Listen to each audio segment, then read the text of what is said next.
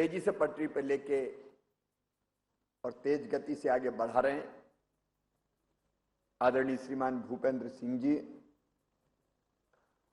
हमारे वित्त मंत्री और वरिष्ठ नेता, जिनके बिना काम नहीं चलता, खजाने की चाबी इन्हीं के पास रहती है। आदरणीय जगदीश देवड़ा जी, हमारे कोविड के संकट के काल में जी जान से दिन और रात युक्ति और बुद्धि से काम करके जनता को बेहतर चिकित्सा की सुविधाएं देने वाले चिकित्सा शिक्षा मंत्री भाई विश्वास सारंग जी, मध्य प्रदेश सरकार के हमारे एमएसएमई मंत्री, शहरों में रोजगार के अवसर अगर सृजित करना है तो उद्योग भी लाना पड़ेगा, बड़े ना हो तो छोटे ही सही, भाई ओम प्रकाश सकलेचा जी, गोविंदपुरा से हमारी लोकप्रिय विधायिका बहन श्रीमती कृष्णा गौर जी,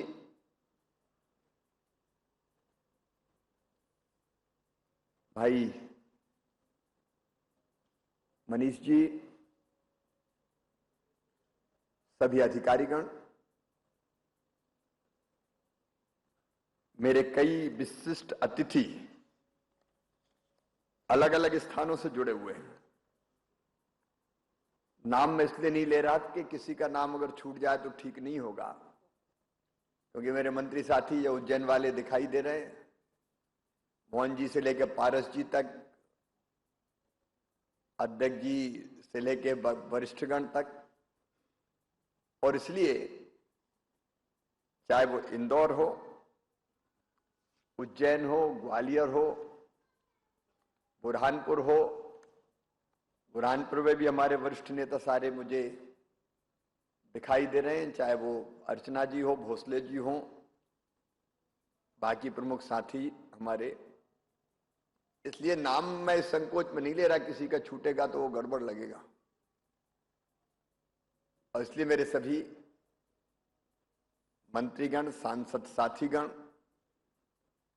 विधायकगण, सभी जनप्रतिनिधिगण, मेरी बहनों, मेरे भाइयों, भांजे और भांजियों, ये थोड़ा कठिन समय गुजर रहा है, और कठिन मैं इसलिए कह रहा हूं कि दो कोरोना की, कोविड की लहरों को हमने झेला है, और दोनों लहर में अगर सर्वाधिक प्रभाव पड़ा तो शहरों पर पड़ा।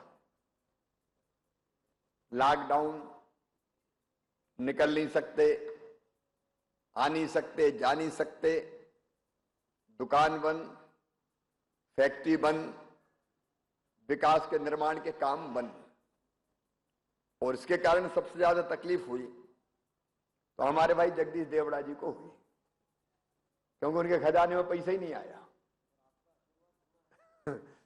तो आर्थिक तंगी भी रही, लेकिन उस आर्थिक तंगी के दौरान भी जरूरी विकास के काम ना रुके, इसकी कोशिश हम लोग लगातार करते रहे।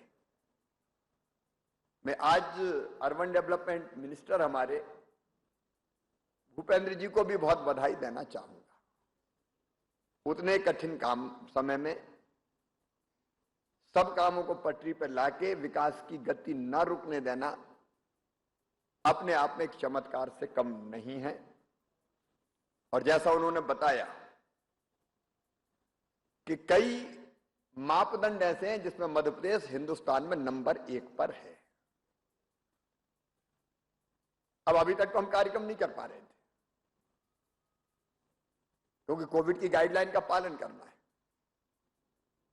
लेकिन अभी तक आप सबके सहयोग से कोविड नियंत्रण में है, खत्म नहीं हुआ, ये बात सही है। कल भी 12 पॉजिटिव केस आए,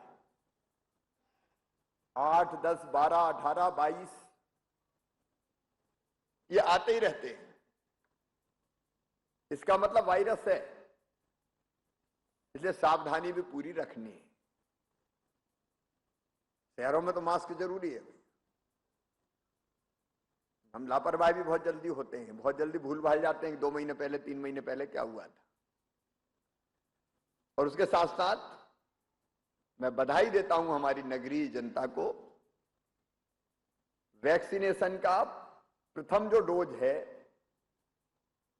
वो लगभग शहरी क्षेत्रों में हमने 85% से ज्यादा, इंदौर तो खैर 100% हो गया, कई हमारे शहर ऐसे जो 100% हो गए। भोपाल में अब कुछ लोग मिल ही नहीं रहे, तो मुझे कलेक्टर और जिम्मेदार लोग कह रहे थे कि साहब कहां ढूंढे, अब मिल ही नहीं रहे। मतलब लगभग लगभग हो चुका है। ये कार्यक्रम के समय प्रासंगिक नहीं, लेकिन फिर भी मैं निवेदन करना चाहता हूं कि 27 तारीख को फिर वैक्सीनेशन महाअभियान हमारा फाइनल होगा फर्स्ट डोज के लिए।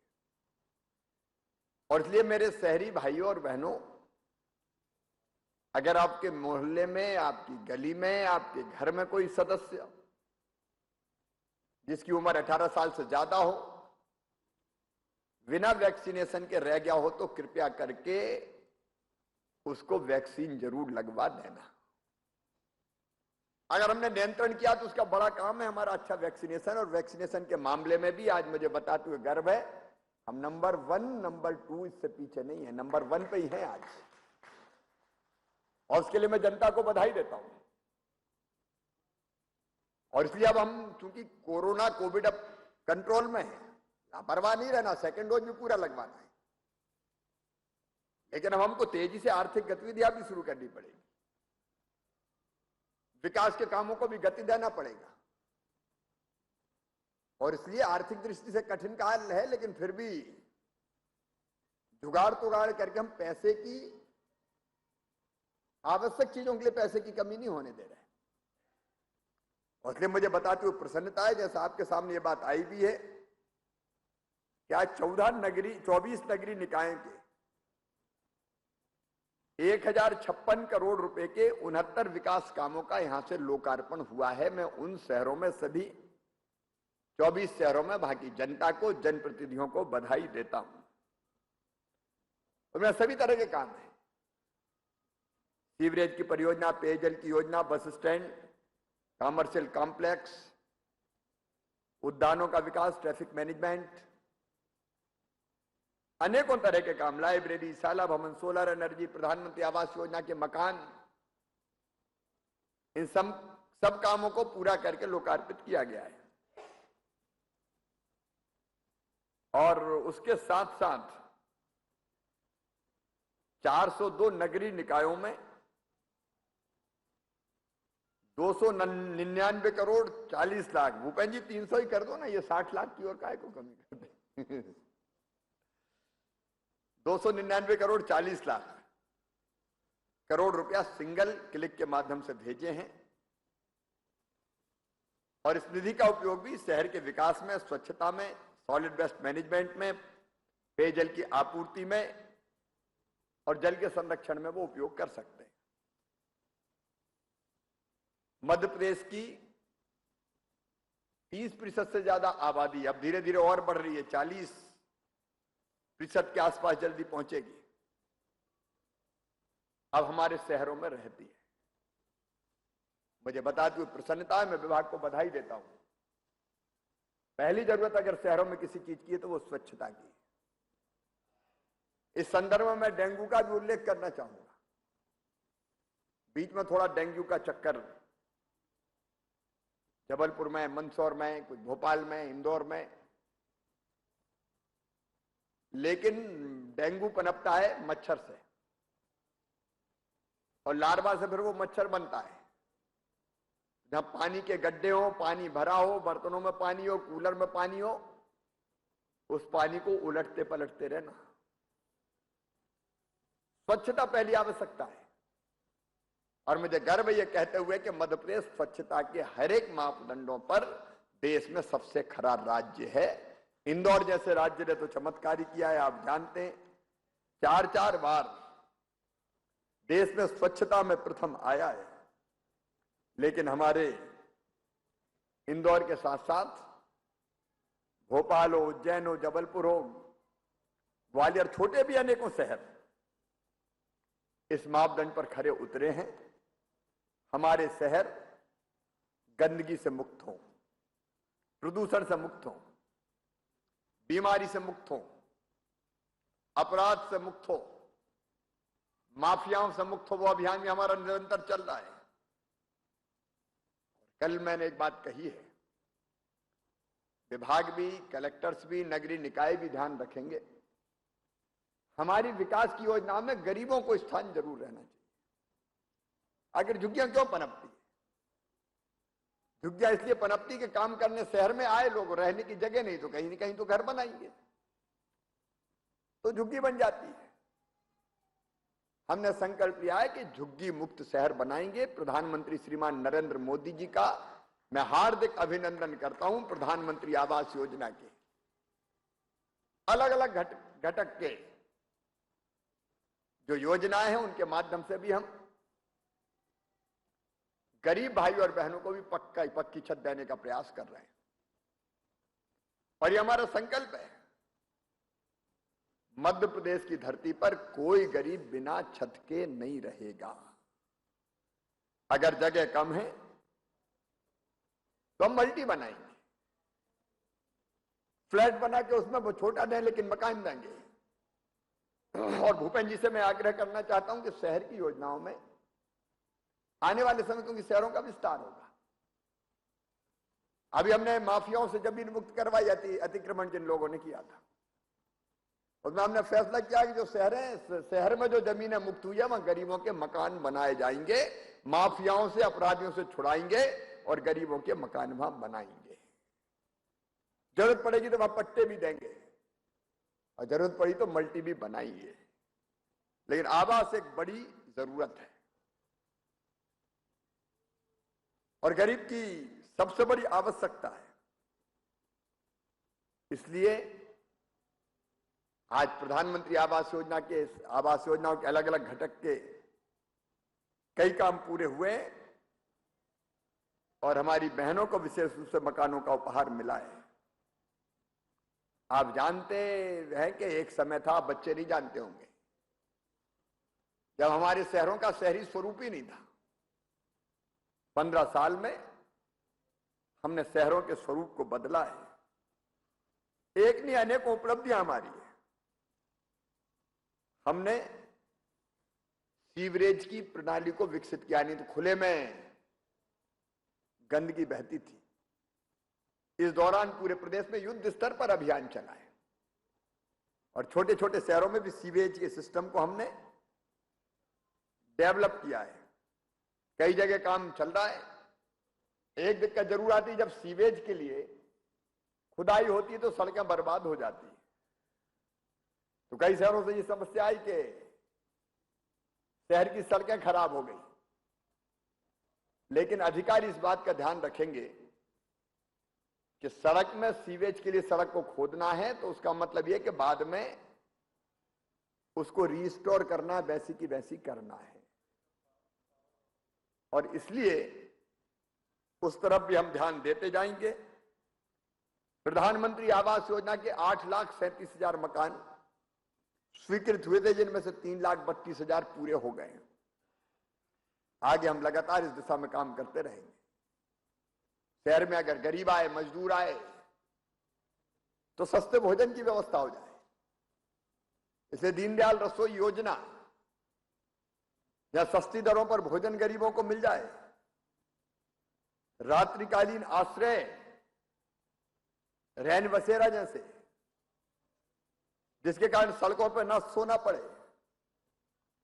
शहरों में रोजगार के लिए न केवल इंडस्ट्री, बल्कि हमने छोटे छोटे, अबे हाथ ठेला वाले,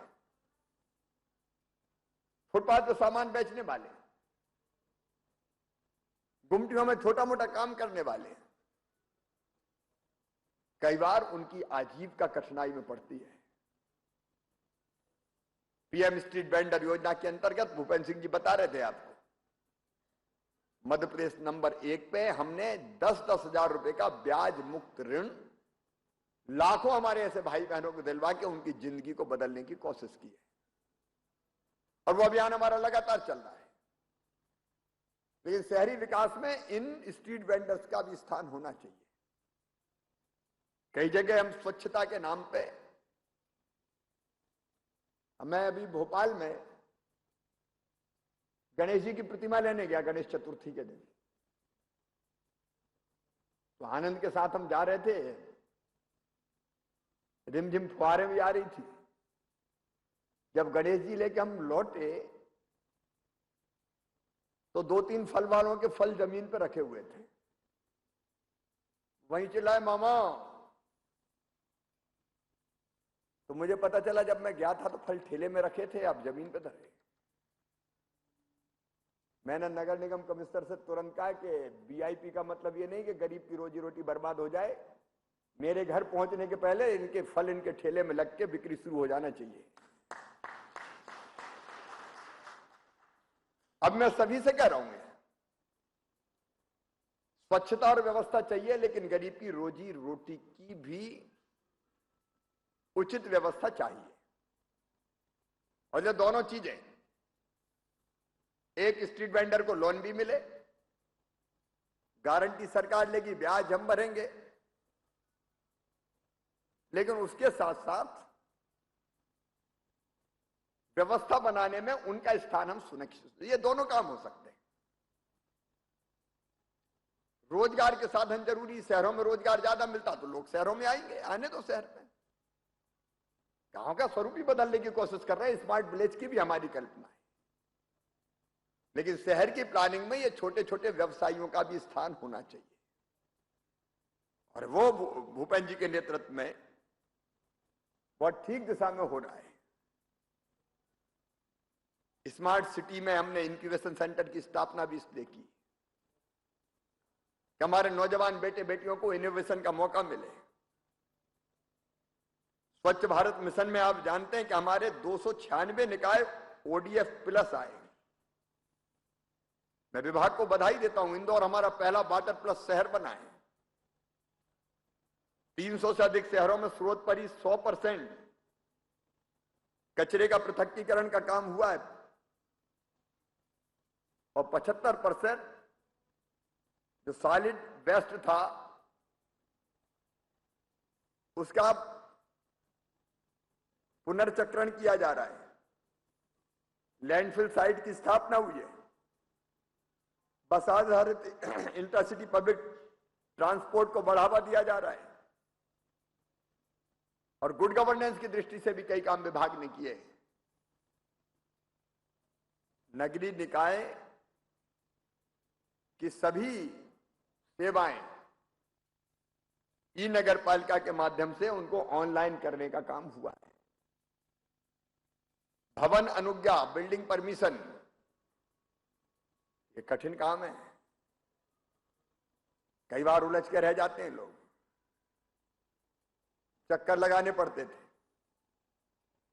अभी विभाग ने समय सीमा को 30 दिन से घटा के 10 दिन 15 दिन में देने का फैसला किया है।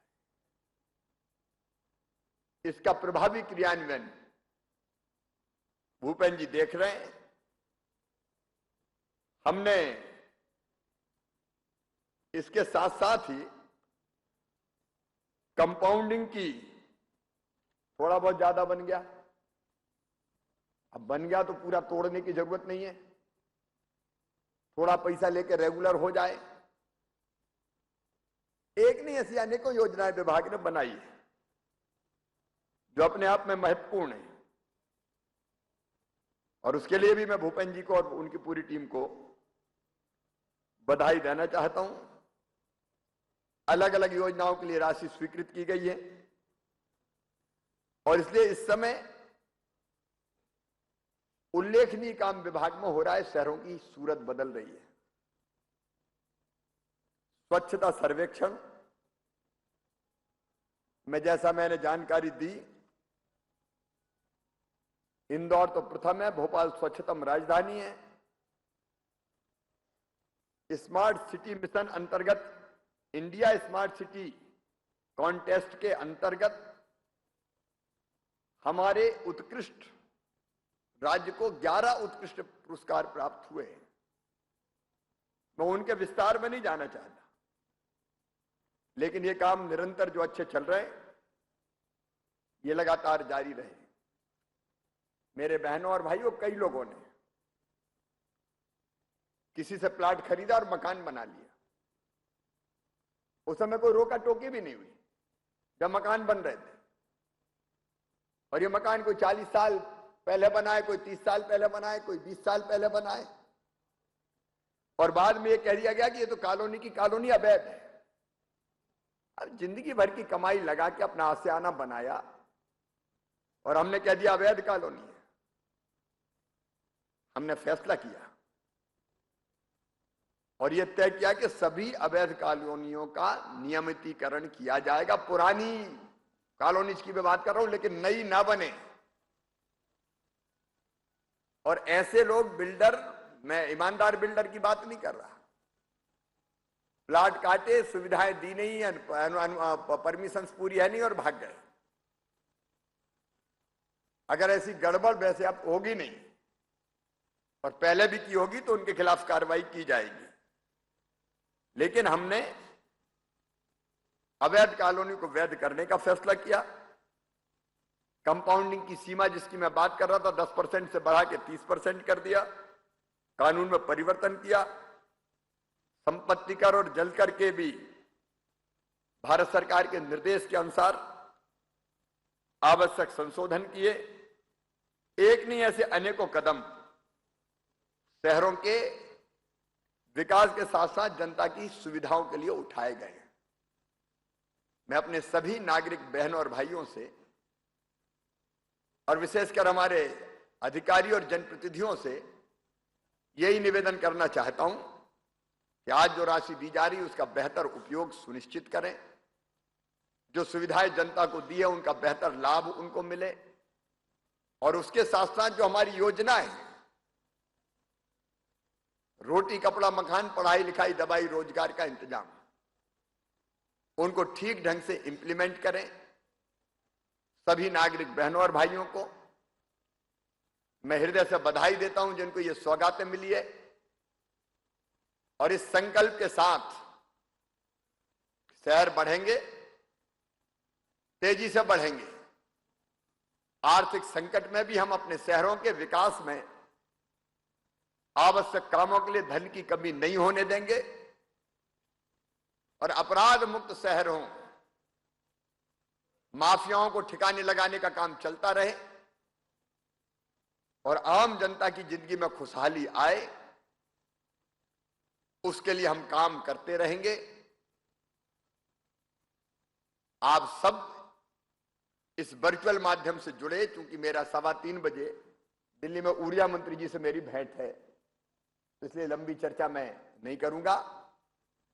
सभी मेरे जनप्रतिनिधियों को, नागरिक भाइयों को, बहनों को आज की सौगातों के लिए बधाई देते हुए और ये संकल्प व्यक्त करते हुए कि हम नागरिक सुविधा देने में और विकास में कोई कसर नहीं छोड़ेंगे। बहुत बहुत धन्यवाद। बहुत बहुत धन्यवाद माननीय मुख्यमंत्री जी। और अब माननीय मंत्री महोदय श्री भूपेन्द्र सिंह जी, माननीय मुख्यमंत्री जी तथा माननीय केंद्रीय मंत्री महोदय श्री फग्गन सिंह कुलस्ते जी को उनकी उपस्थिति के लिए धन्यवाद स्वरूप, आभार स्वरूप पुष्पगुच्छ भेंट करेंगे। माननीय मंत्री महोदय नगरीय विकास एवं आवास मध्य प्रदेश श्री भूपेन्द्र सिंह जी विनम्र आभार की अभिव्यक्ति कर रहे हैं। माननीय मुख्यमंत्री जी के प्रति पुष्पगुच्छ देकर, माननीय केंद्रीय मंत्री श्री फग्गन सिंह कुलस्ते जी के प्रति पुष्पगुच्छ देकर।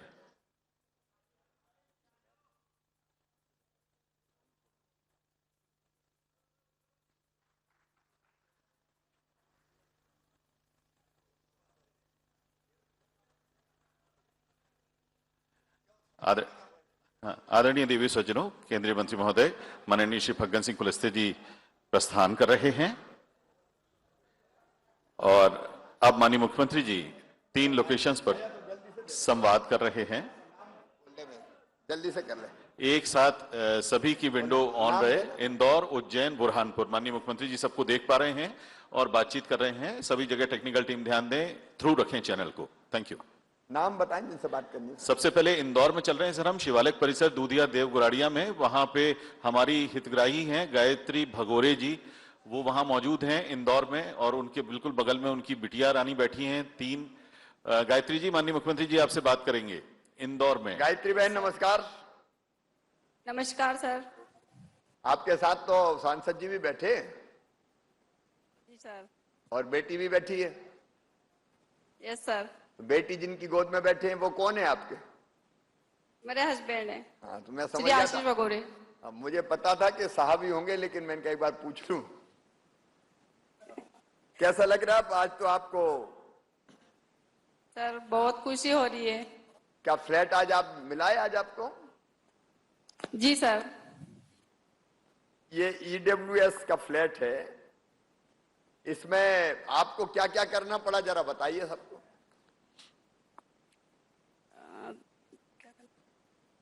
हमें कुछ भी करना नहीं पड़ा, हमें ऑलमोस्ट ऑलरेडी मिला है। हाँ। और हमें उसमें सारी सुविधा उपलब्ध है। आपके कितने पैसे लगे? हमें 7 लाख। कुल कितने का होगा ये? सर कुल 10 लाख का बताया था, उसमें सब्सिडी 3 लाख और वो 7 लाख में हमें उपलब्ध है। तो 7 लाख का इंतजाम कैसे हुआ ये तो बता दो गायत्री। सर हमने लोन लिया था एक्सिस बैंक से। तो लोन आसानी से हो गया था? जी सर। चलो, तो गायत्री जी आपको और आशीष जी को और उससे भी ज्यादा बेटी को बहुत बहुत बधाई। अपना मकान आपको मिल गया और अभी तो इसकी कीमत 10 लाख है। एक आध साल में देखिए कितनी होती है। ये सौगात आपको मिली है, बहुत बहुत बधाई। और शंकर जी को भी बहुत बधाई। जी सर, मैं आपके लिए कुछ बोलना चाहती हूँ कि हमारे श्री नरेंद्र मोदी जी, प्रधानमंत्री श्री नरेंद्र मोदी जी और हमारे मामा जी मुख्यमंत्री श्री माननीय शिवराज सिंह चौहान जी को मेरे और मेरे परिवार की ओर से बहुत बहुत धन्यवाद देती हूँ। और अंत में 2 शब्द कहना चाहूंगी कि हमारे देश के प्रधानमंत्री श्री नरेंद्र मोदी जी और माननीय मुख्यमंत्री श्री शिवराज सिंह चौहान जी और नगर निगम की समस्त टीम को मेरी ओर से बहुत बहुत धन्यवाद। और ये भी कहना चाहती हूँ कि हमारे 20 साल के सपने को, अधूरे सपने को आज साकार किया है और हमें आज सुंदर सा एक आशियाना दिया है। इसके लिए आपको बहुत बहुत शुक्रिया और ठीक है धन्यवाद। गायत्री बहन, आपको भी बहुत बहुत बधाई। एक बार गायत्री जी का भी स्वागत कीजिए और तालियां बजा के अपने प्रधानमंत्री नरेंद्र मोदी जी को भी धन्यवाद दीजिए। बहुत बहुत धन्यवाद। मीना भी बैठी है क्या? अब हम सर उज्जैन चल रहे हैं। हाँ, मीना उज्जैन में।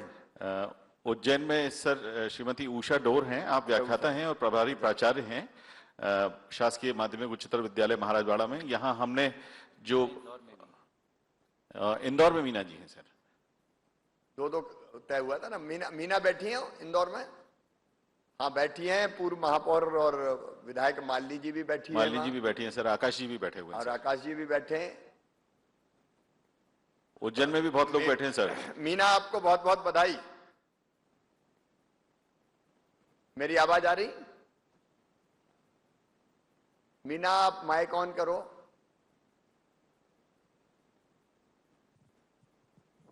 हेलो जी सर। मैंने कहा आपको बहुत बहुत बधाई। Thank you sir. आपके श्रीमान जी कहाँ हैं? साहब कहाँ हैं? जी सर, पति है बैठे, मेरे पति देव बगल में ही बैठे हैं। दोनों खुश हैं? थैंक यू सर, बहुत खुश हैं हम। आपको चाबी मिल गई मकान की? सर ये मिल गई, देखो ये अपने पास चाबी। अरे ये तो नकली चाबी है, असली वाली मिली कि नहीं? हमारी तो यही असली हो गई ना। अच्छा, अभी अंदर से देखा कि नहीं मकान? जी सर, देखिए बहुत अच्छा है, बहुत सुंदर। अच्छा बना है? कल्पना भी नहीं करी थी कि इतना सुंदर मिल जाएगा अपना। अच्छा, तो मकान में मुझे चाय पिलवाओगी कभी आप? जी सर, खाना खिलाएंगे आपको, चाय क्यों पिलाएंगे। अच्छा ठीक है, खाना खाने भी आऊंगा। दाल बाटी खिलाएंगे आपको। अच्छा, मकान बनाने की प्रक्रिया में, सर। हाँ, मकान बनाने की प्रक्रिया में आपको कोई कठिनाई तो नहीं आई? नहीं सर, कुछ भी नहीं आया, बहुत खुशी हुई है, बहुत अच्छा लगा है। नगर निगम ने पूरा सहयोग किया? सब कुछ नगर निगम में बहुत सहयोग किया, अनंत अपन तो कितना पहुंचे ही नहीं पाते यहाँ तक के। अच्छा, और विधानसभा क्षेत्र क्या 4 नंबर का है? कौन से विधानसभा क्षेत्र है ये? जी सर। 4 नंबर ही है? जी सर। तो जी सर। मालिनी गौड़ जी ने भी पूरा सहयोग किया आपको? जी सर, उन्होंने बहुत सहयोग किया हमारा। अच्छा, तो बहन आपको बहुत बहुत बधाई। अपने प्रधानमंत्री जी को भी हम बहुत सर, मैं धन्यवाद बोलना देते हैं। चाहती हूँ कि हाँ। मेरे माननीय प्रधानमंत्री जी को और मुख्यमंत्री जी को, सभी जनों को मैं तहे दिल से धन्यवाद कहती हूँ, और नगर निगम के सभी जनों को तहे दिल से धन्यवाद कहती हूँ। चलिए, आपको भी बहुत बहुत बधाई। इस मकान में अच्छे से रहिए, Thank you, लेकिन sir. याद रखना भोजन Thank कराने का you. वादा किया, मैं आऊंगा कभी न कभी। जी सर, मैं दाल भात। बहुत आइए धन्यवाद सर। जी। Thank you. अब उज्जैन चलो। बहुत उज्जैन बहुत चलते धन्यवाद हैं। सर। उज्जैन हम चल रहे हैं सर। उज्जैन में नूतन स्कूल परिसर है, वहां से व्याख्याता और प्रभारी प्राचार्य हैं उषा डोर जी, वो जुड़ रही हैं। और कार्यक्रम स्थल पर माननीय मंत्री महोदय डॉक्टर मोहन यादव जी हैं, सांसद महोदय श्री अनिल फिरोजिया जी हैं, और आदरणीय श्री पारस जैन साहब माननीय विधायक महोदय हैं। सभी लोग वहां मौजूद हैं सर। तो सबसे पहले श्रीमती उषा डोर जी हैं व्याख्याता, उनसे हम बातचीत करेंगे सर। माननीय मुख्यमंत्री जी आपसे बात करेंगे। Principal ma'am. उषा जी, आपको बधाई। धन्यवाद सर। कैसा बना सर, स्कूल? सर्वप्रथम मैं माननीय प्रधानमंत्री महोदय, आदरणीय मुख्यमंत्री महोदय जी, मैं उषा डोर, व्याख्याता प्रभारी प्राचार्य शासकीय उच्चतर माध्यमिक विद्यालय महाराजवाड़ा नंबर 2 से आपको सादर नमस्कार करती हूँ सर। नहीं, आप विद्यालय का जो परिसर है वो तो बड़ा सुंदर दिख रहा है, बना कैसा है? बहुत सुंदर है सर। हम सब बहुत भाव विभोर हो गए देखकर, हमारे छात्रगण भी और पूरा विभाग सर। निर्माण की क्वालिटी अच्छी है? बहुत अच्छी क्वालिटी है। क्या- फर्नीचर भी बहुत ही अच्छी क्या क्या क्वालिटी के हैं सुविधाएं, सर। ब्रीफली क्या क्या सुविधाएं हैं उषा बहन बता दीजिए। जी सर। सर, ये जो नूतन स्कूल परिसर है, इसमें 7 स्कूल जो हैं हमारे शिफ्ट होने वाले हैं, और इन स्कूल में सर सभी बॉयज और गर्ल्स दोनों के लिए अलग अलग विद्यालय की व्यवस्था है, जिसमें 2-2 प्राचार्य कक्ष हैं विथ फर्नीचर और लाइट बाथ के सहित है। स्टाफ रूम है सर, और दोनों बॉयज और गर्ल्स में 6-6 प्रयोगशालाएं हैं। लेखा विभाग एक है, लाइब्रेरी है, मैस की व्यवस्था है, डॉर्मेट्री जो है बॉयज हॉस्टल के लिए 9 डॉर्मेट्री है सर, और एक संस्कृत विद्यालय भी है जिसमें 7 कक्ष हैं। बॉयज स्कूल और गर्ल्स स्कूल में अलग अलग क्लासरूम के लिए कक्षाएं हैं, लगभग 33 और 27 कक्षाएं हैं। तो बहुत ही उषा जी, अच्छी जो व्यवस्था है आप सर। बता रही तो मुझे तो ये लगने लगा कि मैं ही पढ़ने आ जाऊं स्कूल में। मैं बहुत बहुत बधाई। बच्चों को बहुत अच्छा स्कूल मिला है, और माहौल भी, क्योंकि लैब है, लाइब्रेरी है, बाकी सुविधाएं हैं, तो बच्चों को आधुनिक शिक्षा देने में भी बहुत सुविधा मिलेगी। बहुत बधाई आप। माननीय मुख्यमंत्री जी, एक जानकारी को देना चाहूंगा कि इसमें संस्कृत कॉलेज भी बन के तैयार हुआ, नहीं, इसलिए ये- आपका आभार भी मानता हूँ। ये भी एक और कॉलेज है। आधुनिक के साथ साथ हमारी संस्कृति और जीवन मूल्यों की शिक्षा भी दी जाएगी। और संस्कृत तो सब देवों की, सभी भाषाओं की जननी है। तो बहुत बहुत बधाई आपको भी, और जी भाई साहब, सांसद एक और सांसद जी जानकारी को भाई भी। साहब। हाँ। भाई साहब, एक और जानकारी, इसी में सोलर पैनल लगे, जिसके माध्यम से न केवल ये पूरे कैंपस की बिजली हम लगा लेंगे, बल्कि 3-4 लाख रुपए महीना कमाएंगे भी अलग, जो इसके मेंटेनेंस के काम आएगा। चलो, ऐसे स्कूल कॉलेज बनाते जाओ जो पढ़ाई का खर्चा भी निकाल दे। बहुत बधाई पारस जी, सर, आपको एक भी, बात अध्यक्ष और- जी को भी बधाई। माननीय सर, एक सर और बताना चाहती हूँ कि विद्यालय में समस्त कक्षाओं में स्मार्ट क्लास की सुविधा है। स्मार्ट क्लास होने से उच्चतम शिक्षण विधियों के द्वारा हमारे छात्र अध्ययन कर पाएंगे। ठीक है, बहुत बहुत बधाई समस्त उषा जी विभाग आपको। की तरफ से आपको धन्यवाद देती हूँ। रवि नामदेव जी भी बैठे हैं क्या वहाँ? रवि नामदेव जी। जी सर। क्या आपके बच्चे यहाँ पढ़ते हैं? जी सर। कैसा लगा स्कूल आपको? बहुत अच्छा लगा, बहुत खुशी हुई सर। इसमें क्लासरूम बहुत बढ़िया बने हैं, कैमरे लगे हैं, बच्चों की सुरक्षा बहुत है इसमें। तो चलिए, आपको बहुत बधाई। अब अपने बच्चे इस स्मार्ट स्कूल में पढ़ेंगे और बेहतर शिक्षा हम लोग दे पाएंगे सुविधाओं के माध्यम से। उज्जैन वासियों को भी बहुत बहुत बधाई। बुरहानपुर में तो सर अब हम चल रहे हैं बुरहानपुर। एनआईसी का केंद्र है सर, यहाँ सभी जनप्रतिनिधि और मेयर यहाँ मौजूद हैं सर। और 15वें वित्त आयोग की राशि जो अभी अभी आपने अंतरित की है खाते में 4 करोड़ 14 लाख रुपए, उससे विभिन्न विकास कार्य किए जा रहे हैं। आपके संवाद के लिए सभी मौजूद हैं सर। अब किन से? अर्चना जी से बात करूंगी, भोसले जी से करूंगी? भाई साहब, एक आग्रह करना चाहती थी आपसे। हाँ। कि आपने इतना दिया है बुरहानपुर को कि 15 साल पहले जैसा बुरहानपुर था आज उससे पूरी तरह मतलब हम कल्पना नहीं कर सकते इतना अच्छा हमारा शहर हो गया है। आपने कहा कि 2 कोविड के काल हमने भोगे, पर हमने 15 महीने का कांग्रेस का काल भी बहुत बुरी तरह भोगा है। सारी योजनाएं अस्त व्यस्त हो गई थी। आप ही जानते हैं आपने कैसे गाड़ी पटरी पर आप लाए, और आप देते रहते हैं। और मैं आपसे निवेदन पूर्वक 2 बातें सिर्फ कहना चाहती हूँ। सबसे पहले आभार, आपने 104 करोड़ की रीडेंसिफिकेशन अभी कुछ ही दिन पहले आपने भूमि पूजन किया है। आपने हमारी सीवरेज का भी लोकार्पण कर दिया है और जलावर्धन की योजना तेज गति से आगे बढ़ रही है। मैं आपको स्मरण करा रही हूं कि मुख्यमंत्री शहरी अधोसंरचना की शुरुआत हमारे बुरहानपुर से हुई थी। आपने 12 साल पहले हमें 10 करोड़ रुपया दिया था, सबसे पहले यही दिया था। आप कृपा करके 15 करोड़ रुपया रीडेंसिफिकेशन का देने का कष्ट करें, जिससे रेस्टोरेशन का बचा काम हम पूरा करेंगे और शेष काम हमारे निर्माण के चलते रहेंगे और मामा जी को हम सब याद करते रहेंगे। आप ये बात रखी, कम से कम 12 साल पहले के 10 करोड़ रुपया आपने याद रखे। शहर के लिए भी 10 करोड़ रुपए दिए थे। शहर के लिए तो दिए थे। और सिवरेज का एक चरण तो पूरा होने को आ गया है, और अगर आप एक चरण सिर्फ उतना दे दें कि ताप्ती मैया में गंदा मैला पानी जाना बंद हो जाए, जितना जरूरी है जितना जरूरी है पूरा दिया जाएगा। आप चिंता मत कीजिए। वैसे भी बुरहानपुर में 14 वार्ड बाकी, माननीय मुख्य 14 वार्ड बाकी, तो वो भी सम्मिलित कर लेंगे, कोई दिक्कत। जी जी जी। और थैंक यू भाई साहब, बहुत बहुत धन्यवाद।